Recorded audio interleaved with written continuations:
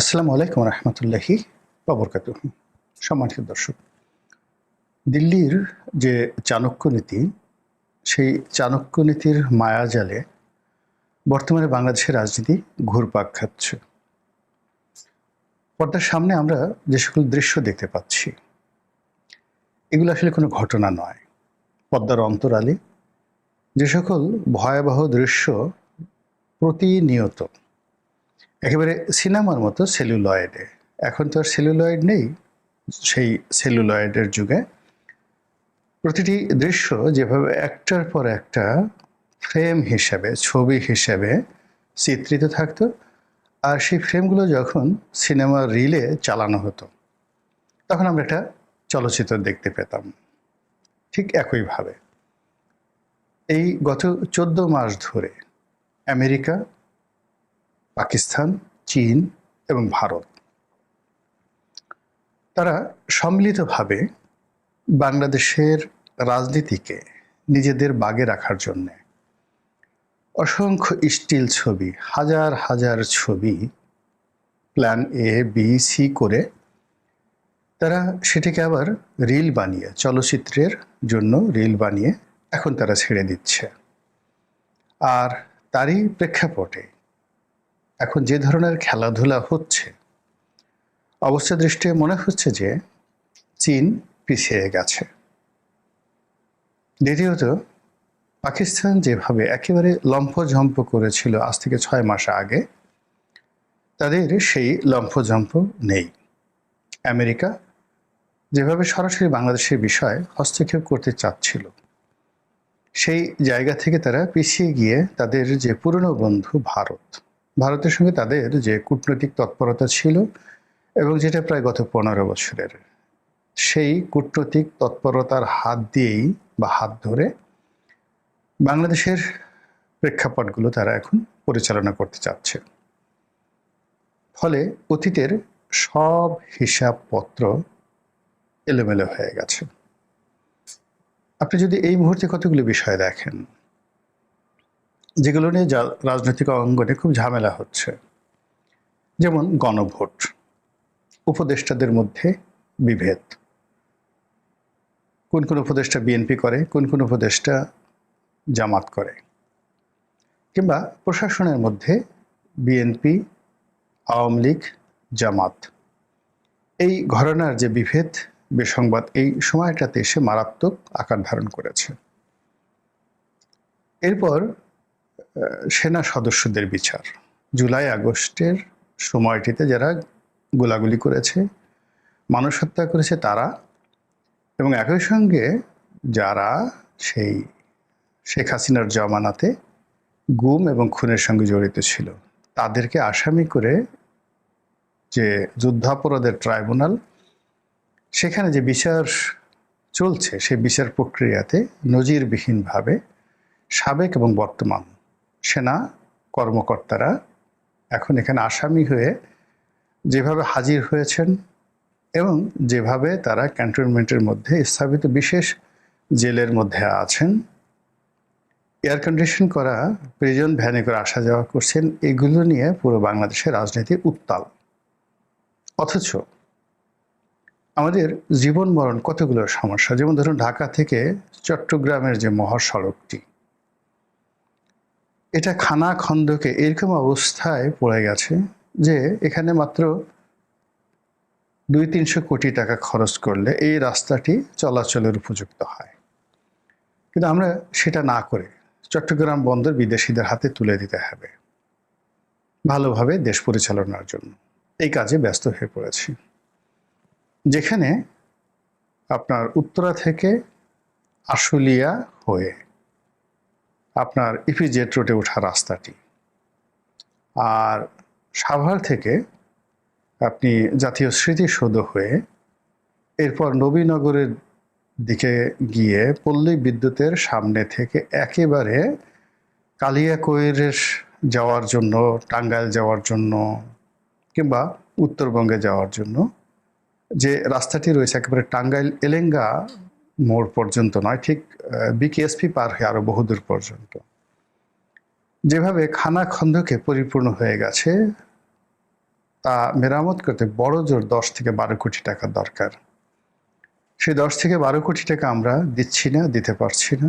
আর এর ফলে প্রতিদিন শত শত কোটি টাকার শ্রমঘণ্টা নষ্ট হচ্ছে। অথচ আমরা চায়না থেকে কয়টা প্লেন আনবো, মানে যুদ্ধ বিমান আনবো, আমেরিকা থেকে কয়টা ড্রিম লাইনার আনবো, মানে আধুনিক অত্যাধুনিক বোয়িং 787 আনবো, এগুলো নিয়ে আমরা দর কষাকষি করছি। তো এগুলো মানে এমন একটা অবস্থা যে আপনার পেটের মধ্যে প্রচণ্ড ক্ষুধা, আপনি ক্ষুধার যন্ত্রণায় ছটফট করছেন, মরে যাচ্ছেন।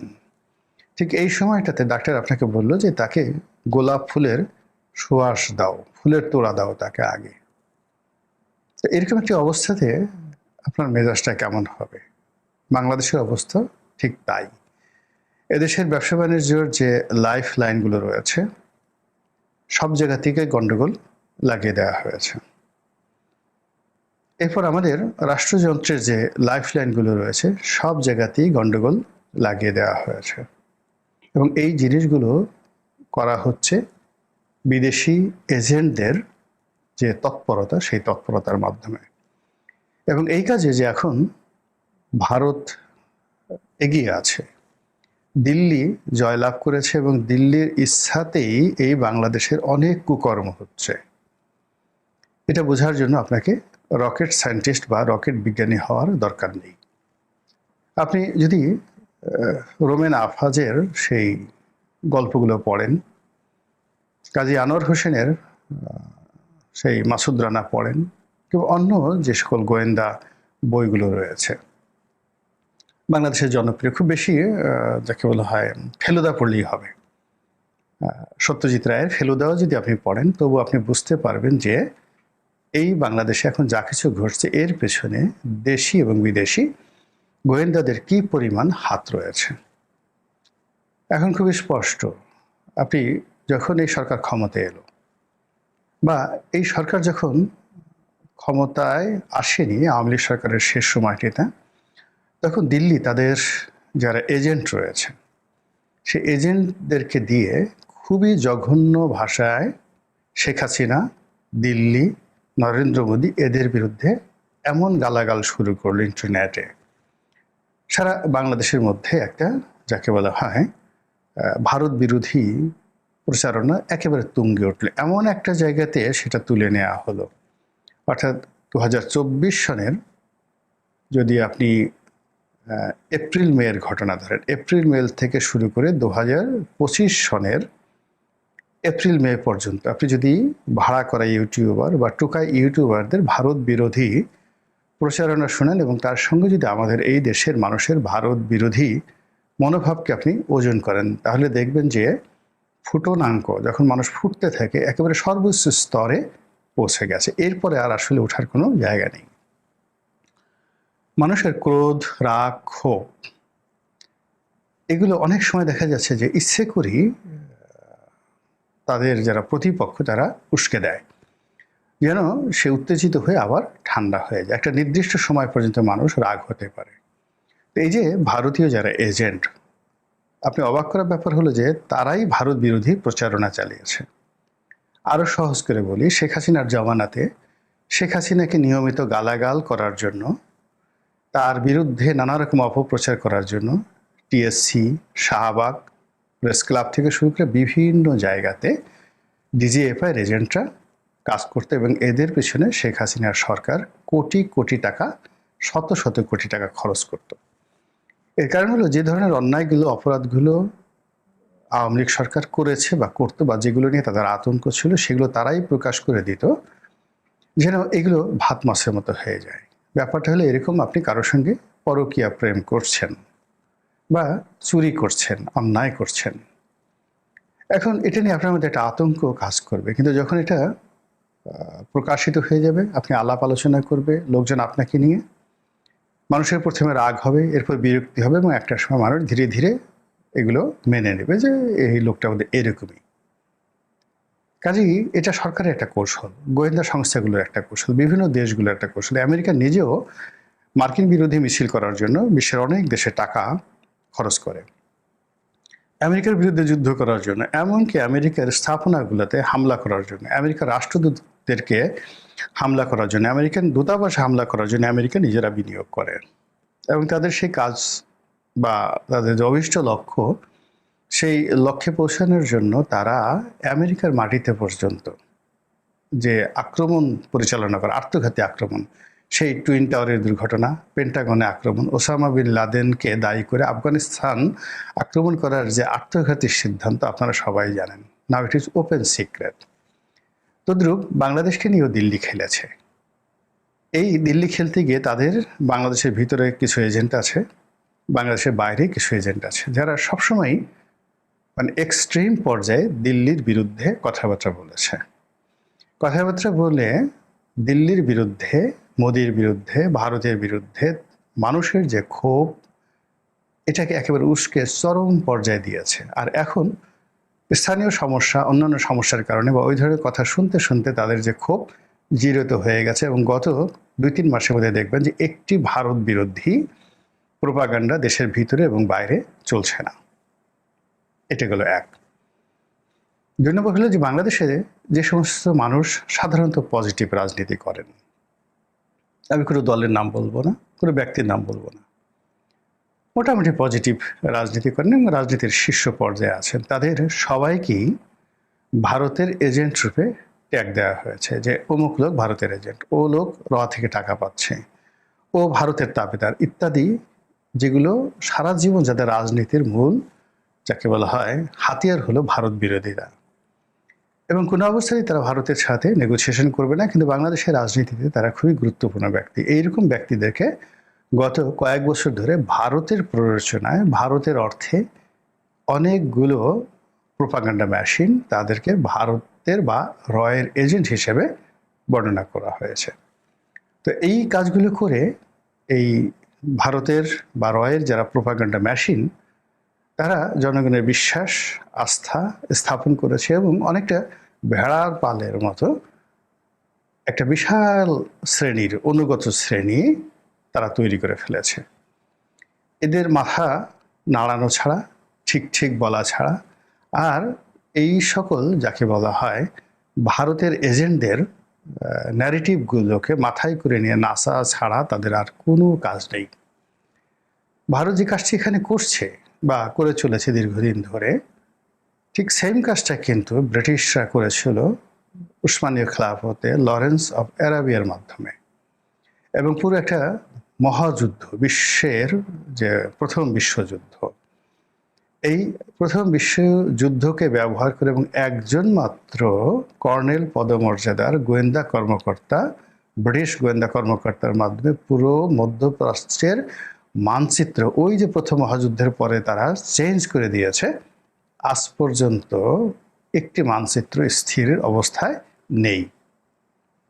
তো যে কাজটি করা হয়েছিল সেটা হলো লরেন্স অফ অ্যারাবিয়াকে মধ্যপ্রাচ্যের মুসলমানদের বন্ধু বানানো হয়েছিল, পশ্চিমাদের শত্রু বানানো হয়েছিল, এবং মুসলিম সেজে, মুসলিম হয়ে একেবারে মুসলমানদের তাঁবুর মধ্যে ঢুকে গিয়ে উসমানীয় খেলাফতের বিরুদ্ধে কোনো রকম নেতিবাচক কথা না বলে তাদের মধ্যে স্বাধীনতার মন্ত্র উজ্জীবিত করে দেওয়া হয়েছিল, বীজ বপন করে দেওয়া হয়েছিল। আমাদের এই বাংলাদেশে সেনাবাহিনী দরকার নেই, এই সেনাবাহিনীর একটা বিরাট অংশ ভারতের তাবেদার, এবং এই সেনাবাহিনী দেশবিরোধী কর্মকাণ্ড করে জনগণের যত রকম আয় রোজগার আছে সব তারা বসে বসে খায়। গত এই যে 1.5-2 বছর ধরে এই ধরনের কথাবার্তা বলা হচ্ছে। দ্বিতীয়ত হলো এই সেনাবাহিনীর দলীয়করণ হয়ে গেছে, এরা যাকে বলা হয় শেখ হাসিনার তাবেদার হয়, এর আগে যে সরকারি গেছে তাদের তাবেদার হয়েছে, এরশাদ থেকে শুরু করে বিভিন্ন সরকারের সময়টিতে, আর এরা শুধু খুন খারাপই করে, কু করে, অতএব এদের দরকার নেই। ক্যান্টনমেন্ট সরিয়ে দাও, উড়িয়ে দাও, বাংলাদেশের জন্য পুলিশই যথেষ্ট, কিংবা এখানে প্যারামিলিটারি গঠন করা হলো, 10 লাখ যুবক যুবতীদেরকে সামরিক প্রশিক্ষণ দেওয়া হলো, অস্ত্র থাকবে পুলিশের হাতে বা বিশেষ একটা গোষ্ঠীর হাতে, এবং যখন প্রয়োজন হবে সবাই যেন জনযুদ্ধ করতে পারে। এই ন্যারেটিভগুলো কতটা ডেঞ্জারাস আপনি একবার চিন্তা করেন। এই জিনিসগুলো এখন প্রচার করা হচ্ছে, আর এতে করে যে উপকার বা সবচেয়ে বেনিফিট হবে দিল্লি, সবচেয়ে বেশি বেনিফিট হবে নরেন্দ্র মোদী, সবচেয়ে বেশি বেনিফিট যদি হয় তাহলে আওয়ামী লীগ হবে, এবং শেখ হাসিনার জন্য হবে। এবং এই ন্যারেটিভগুলো এখন এতটা জনপ্রিয়তা পেয়েছে যে চোখ গোল গোল করে যে সমস্ত লোক অশ্লীল অশ্রাব্য ভাষায় সেনাবাহিনীকে গালাগাল দিচ্ছে, আওয়ামী লীগকে গালাগাল দিচ্ছে, ভারতকে গালাগাল দিচ্ছে এবং পাকিস্তানের ন্যারেটিভটা ফিরিয়ে আনার চেষ্টা করছে, 47 থেকে নতুন ইতিহাস তৈরি করার চেষ্টা করছে, আলটিমেটলি পুরো সমাজের মধ্যে বিভেদ, বিসংবাদ, ঘৃণাকে প্রবলভাবে জাগিয়ে দেওয়া হচ্ছে একটি সিভিল ওয়ারের দিকে। আর সেই কারণে এখন যে বিষয়গুলো একেবারে দরকার নেই, প্রয়োজন নেই এই মুহূর্তে, সেই বিষয়গুলো সামনে আনা হলো। আর যে বিষয়গুলো এই মুহূর্তে খুবই দরকার ছিল সেই বিষয়গুলোকে একদম আঘাত করে, ঝাড়ু পিটা করে, লাথি মেরে, শক্তি প্রয়োগ করে পেছনে সরিয়ে দেওয়া হলো। তার ফলে কি হলো, পুরো সমাজের মধ্যে একটা ওলট পালট, মানে যেভাবে একটা জমিন উল্টে যায় ঠিক সেইভাবে আমাদের এই জমিনটা মনে হচ্ছে উল্টে গেছে। কি পরিণতি আমাদের জন্য অপেক্ষা করছে মহান আল্লাহ রাব্বুল আলামিন ভালো জানেন। তবে অবস্থার দৃষ্টি মনে হচ্ছে যে আমরা ভালো নেই, আর খুব দ্রুত এখান থেকে একেবারে অলৌকিক কিছু না ঘটলে এখান থেকে বের হওয়াটা খুব বেশি সহজ হবে না। মহান আল্লাহ আমাদের সবাইকে হেদায়েত দান করুন এবং হেফাজত করুন। আসসালামু আলাইকুম ওয়া রাহমাতুল্লাহি ওয়া বারাকাতুহু।